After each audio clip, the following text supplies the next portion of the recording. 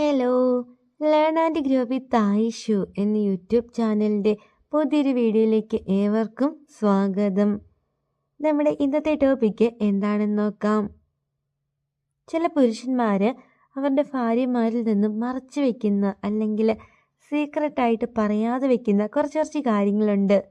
നോക്കാം ഒരു പുരുഷൻ എന്തൊക്കെ കാര്യങ്ങളാണ് അവൻ്റെ ഭാര്യയോട് പറയാതെ ഉള്ളിൽ കൊണ്ടു നടക്കുന്നത് എന്നുള്ളത്.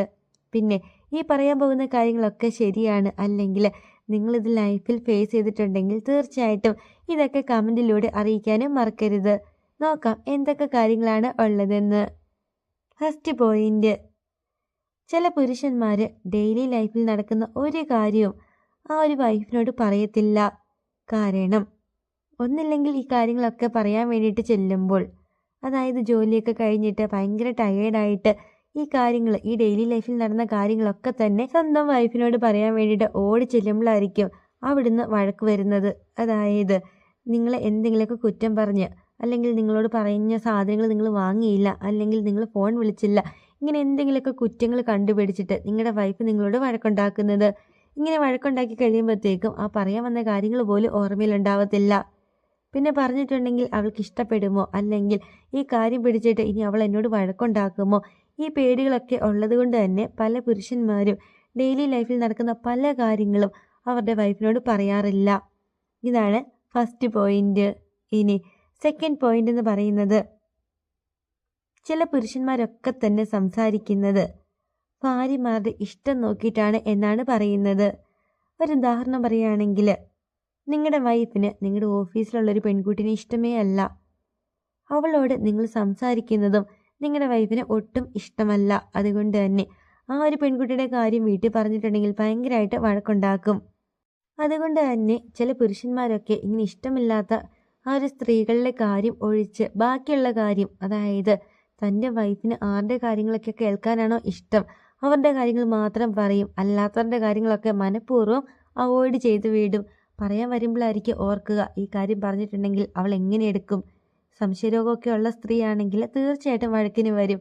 അതുകൊണ്ട് തന്നെ പറയാൻ വന്ന കാര്യങ്ങൾ അങ്ങോട്ട് വിഴുങ്ങിയിട്ട് അല്ലാത്ത കാര്യങ്ങളൊക്കെ പറഞ്ഞ് സ്വന്തം വൈഫിൻ്റെ സന്തോഷം അല്ലെങ്കിൽ അവൾക്ക് ഇഷ്ടപ്പെട്ട കാര്യങ്ങൾ എന്താണോ അത് മാത്രം ഓർത്ത് പിടിച്ചിട്ട് പറയുന്നവരാണ് ഒട്ടുമിക്ക പുരുഷന്മാരും.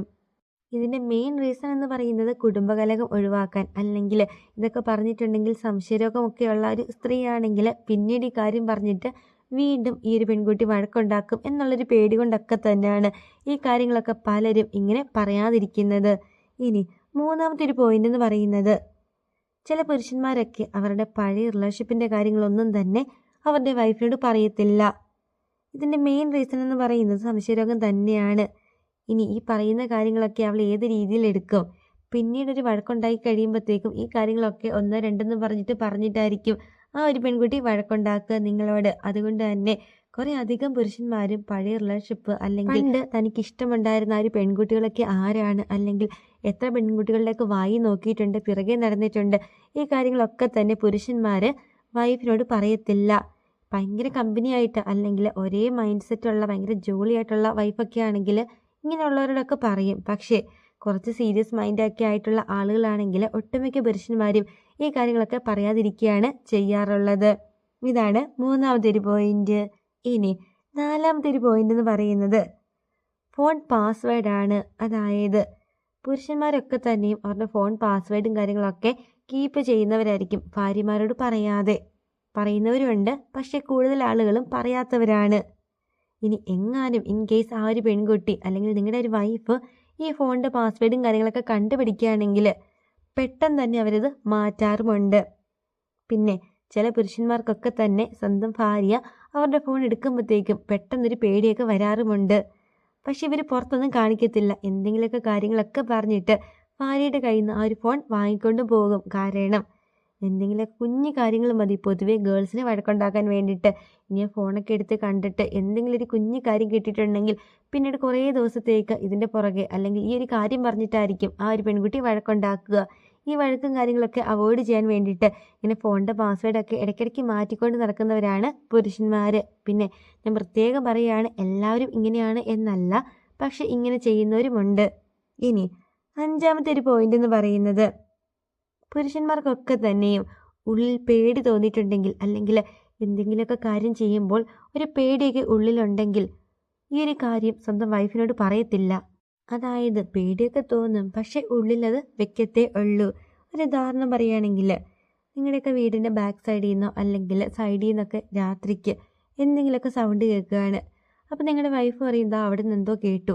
അപ്പോൾ നിങ്ങൾ ഓൾറെഡി പറയുക ഒന്നുമില്ല അവിടെ കിടക്കാൻ പറയും, അല്ലെങ്കിൽ ജസ്റ്റ് ജെല്ലൊക്കെ തുറന്നിട്ട് നോക്കും. പക്ഷെ ഉള്ളിലൊരു പേടി ഉണ്ടായിരിക്കും. പക്ഷെ പേടിയില്ലാത്ത മട്ടിലായിരിക്കും ഇതൊക്കെ ചെയ്യുന്നത്.